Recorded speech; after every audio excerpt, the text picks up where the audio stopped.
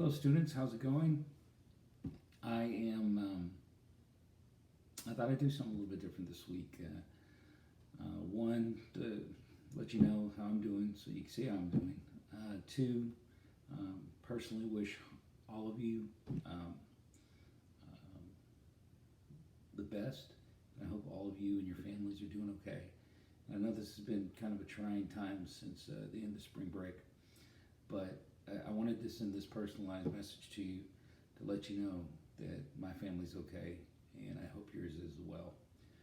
So for this week, I thought I'd do something a little bit different um, because I have a ton of information on the 1960s and 1970s.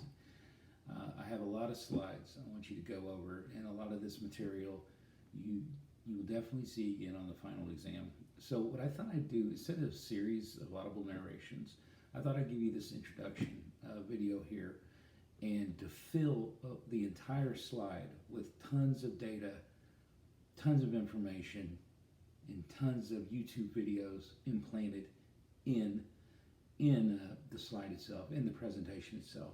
Besides that, now as you've seen the YouTube videos that I've put in before, they're not really that long. But, and that's the same case this week, with two exceptions. Slide 20 and 28, the slide about Vietnam, the Vietnam War, and the slide about Martin Luther King's life. Each of those are pretty long. I want you to watch both of them. The Martin Luther King video is about 60 minutes. It kind of goes over his story. And the story, the next one is the Vietnam War explained in 28 minutes. So if you can go ahead and watch both of those, that'll give you a pretty good understanding as to Martin Luther King's life and what he meant for America, and also how Vietnam sort of not only changed American culture, but it changed how we reported the news. It brought the war literally to America's living room, to America's couches, to America's television. And as you've noticed, starting last week, the big thing is I want to show you how much media, and especially television, has played a role in American life. So again, what I thought I would do this week is to share with you a ton of information about the 60s and the 70s, and I'll sort of bridge that into next week when I talk a little bit more about the 70s, but go into the 80s about popular culture and things like that. Now there will be politics, of course, wrapped up in this, but as you all know, one of the main themes I want you to get in this course is how much media has played an impact on people's lives.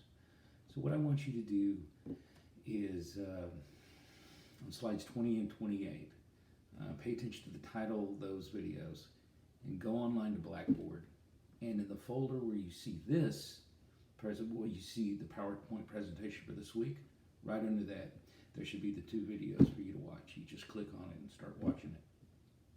And make sure you do the quiz before Friday. All right. So again, it's a lot of information. The 60s and 70s, especially the 60s, is a pretty wild time in American life. Okay, we have a lot of things going on, a lot of riots, a lot of war, but a lot of things really kind of come to a head in the 1960s. Okay, it's sort of this clash of two generations, and it had a dramatic impact on America's life.